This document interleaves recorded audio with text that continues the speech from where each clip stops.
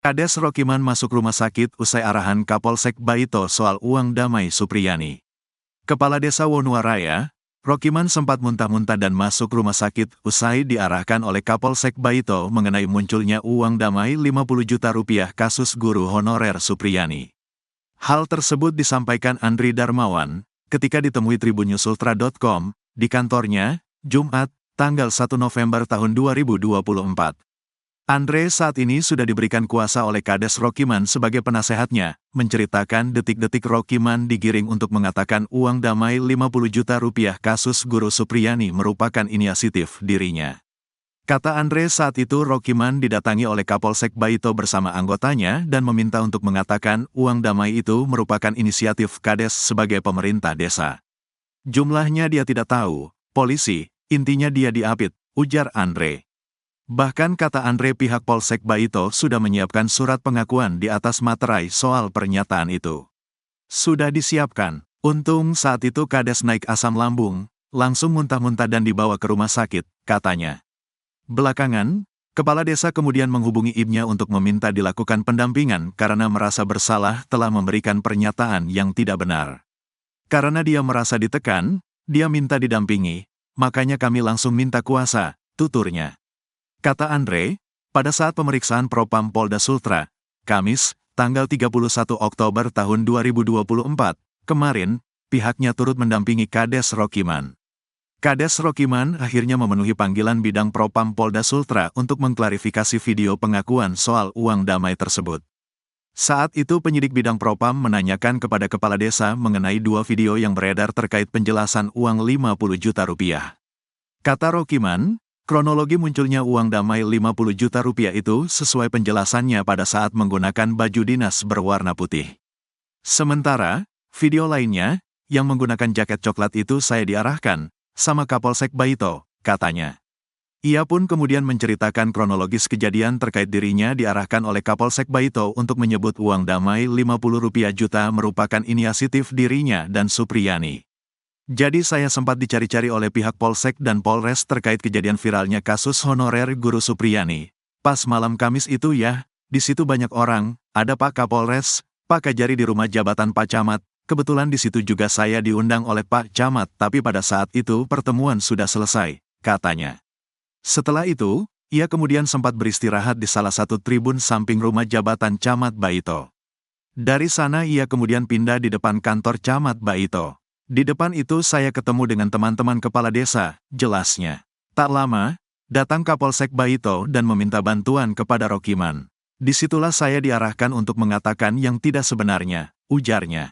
Dalam arahan Kapolsek Baito, ia meminta kepada Rokiman agar mengatakan kalau uang damai itu merupakan inisiatif dari pemerintahan desa untuk menyelesaikan kasus ini. Padahal yang sebenarnya permintaan itu yang menyampaikan Pak Kanit, kata Rokiman. Sebelumnya, Kapolsek Baito, Ibtu Muhammad Idris, yang ditemui tribunnyusultra.com, enggan berkomentar terkait viralnya uang damai 50 juta rupiah di kasus guru Supriyani tersebut. Baik saat ditemui di pelataran Pengadilan Negeri atau PN Andulo, Konawe Selatan, Konsel, pada Senin, tanggal 28 Oktober tahun 2024. Kalau mengenai itu, uang, saya tidak berkomentar, kata Ibtu Idris sembari mengatupkan kedua jari jemari tangannya. Demikian pula, saat ditemui di halaman kantor Camat Baito, Kabupaten Konsel, beberapa jam setelahnya. Saat ditanya mengenai uang damai tersebut, Ibtu Idris lagi-lagi enggan berkomentar. Mohon maaf, kata Ibtu Idris yang hanya meladeni pertanyaan terkait kasus dugaan teror mobil dinas Camat Baito. Saat ditanyakan lagi soal kabar uang damai itu, Ibtu Idris langsung berlalu sembari mengangkat kedua tangannya menuju motor dinas kepolisian yang ditumpanginya. Saat kembali dicecar, Ibtu Idris langsung mengenakan helm dan naik ke atas motornya. Kemudian ada juga pelanggaran kode etik dalam hal ini ya, penanganan perkara ini. Karena apa? Itu ada konflik of interest, benturan kepentingan. Karena penyidiknya dengan pelapor ini satu kantor. Kemudian juga ada pemaksaan kepada Ibu Supriyani untuk mengaku, padahal Ibu Supriyani tidak pernah melakukan. Ada permintaan uang juga 50 juta, ya. Jadi itu semua pelanggaran prosedur, ya. Karena kalau misalnya eksepsi kami diterima, itu persidangan tidak akan lanjutkan pokok perkara. Kenapa kami ingin lanjut ke pokok perkara? Karena kami ingin membuktikan bahwa Ibu Supriyani tidak bersalah, dan telah dikriminalisasi. Ya, kami ingin buktikan itu, supaya kalau Ibu Supriyani tidak terbukti bersalah dan telah dikriminalisasi, kami ingin supaya oknum-oknum tersebut yang telah membuat Ibu Supriyani tersangka, telah membuat Ibu Supriyani ditahan, harus dipertanggungjawabkan. Penyidikan ini cuma berdasarkan 3 keterangan anak ya. 3 keterangan anak. Yang kita ketahui dalam KUHP, keterangan anak ini tidak dikategorikan sebagai keterangan saksi. Kalaupun dia mau jadikan bukti petunjuk, itu penyidik tidak bisa menjadikan bukti petunjuk, nanti hakim. Karena untuk bukti petunjuk itu kewenangan hakim. Nah pertanyaannya, bukti petunjuk itu apakah dia sesuai dengan alat bukti yang lain? Kan tidak ada. Saksi-saksi yang diperiksa termasuk gurunya Ibu Lilis, ya, ini saksi dewasa disumpah pastinya. Itu sudah diperiksa dia bahwa tidak ada kejadian itu di tanggal 24 April. Pengakuannya ini tidak sinkron bahwa dia dipukul 1 kali dengan hasil luka yang kan bisa teman-teman lihat semua ya posisi luka seperti apa. Pukulan 1 kali tapi menyebabkan beberapa luka ya, beberapa luka. Ini bukan saya cerita, bisa dilihat di fotonya. Ada dia di situ kayak melepuh, kemudian ada beberapa paha dalam luka. Bidang Profesi dan Pengamanan Kepolisian Daerah Sulawesi Tenggara, Propam Polda Sultra, memeriksa 6 personel polisi terkait kasus viral Guru Supriyani di Konawe Selatan. Kabid Propam Polda Sultra, Kombes Pol Mot Sholeh mengatakan, pihaknya sudah memeriksa 6 personel yang diduga terlibat kasus guru honorer di Kecamatan Baito tersebut. 6 personel ini sudah dimintai keterangan oleh tim internal yang dibentuk Polda Sultra. Mereka yang memberikan keterangan terkait kasus Guru Supriyani yakni dari Polsek Baito dan Polres Konawe Selatan. Polres Konsel 3, Polsek Baito 3 personel sementara masih pendalaman, kata Mot Sholeh saat dikonfirmasi, Selasa, 29 Oktober 2024. Sholeh mengungkapkan, pemeriksaan para personel untuk mendalami terkait pemeriksaan Guru Supriyani sesuai standar operasional prosedur, SOP, penyidikan atau tidak.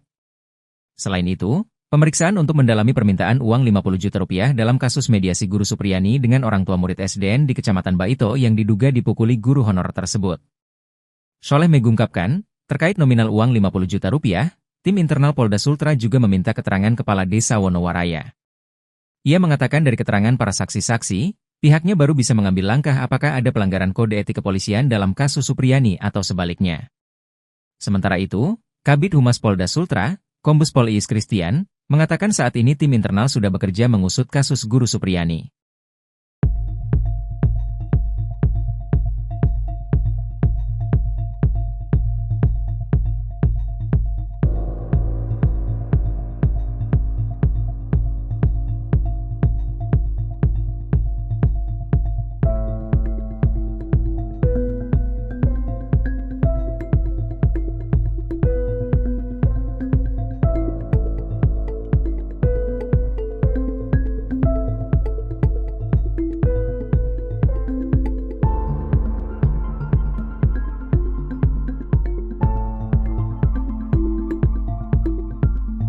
Guru Supriyani menjalani sidang ketiga di Pengadilan Negeri Andoolo, Konawe Selatan, Sulawesi Tenggara, Sultra, Selasa, 29 Oktober 2024.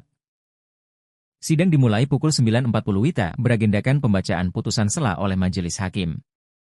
Majelis Hakim memutuskan sidang kasus guru honorer Supriyani yang dituduh aniaya anak polisi dilanjutkan. Ketua Majelis Hakim, Stevie Rosano dan Hakim anggota Vivi Fatmawati Ali dan Sigit Jati dalam putusan selanya menolak eksepsi dari kuasa hukum Supriyani.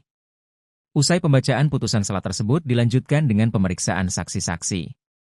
Jaksa hadirkan 8 saksi, 3 diantaranya anak JPU langsung menghadirkan 8 saksi dalam persidangan tersebut.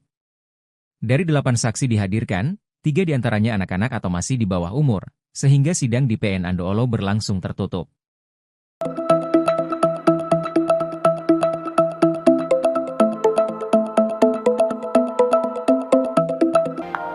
Geger, mobil yang biasa ditumpangi guru honorer Supriyani ditembak oleh OTK. Dalam foto yang beredar kaca mobil tersebut pecah. Noval, pakar forensik lulusan S2 Ilmu Forensik Unair, ungkapkan hasil analisisnya tentang tembakan pada mobil yang ditumpangi Guru Supriyani. Mobil tersebut adalah mobil Dinas Camat Baito di Kabupaten Konawe Selatan, Provinsi Sulawesi Tenggara, Sultra. Pada hari Senin, 28/10, sekitar pukul 14.30 WITA, kaca mobil Daihatsu Terios itu pecah karena diduga ditembak. Saat itu mobil membawa PJ. Kepala Desa Ahuangguluri, Herwan Malengga, yang akan kembali ke kediamannya, Noval lantas menganalisis penyebab pecahnya kaca. Dia menyebut ada dua kemungkinan perihal penyebabnya, yakni diketapel menggunakan kelereng atau ditembak dengan soft gun. Noval meragukan kaca mobil itu pecah karena lemparan batu.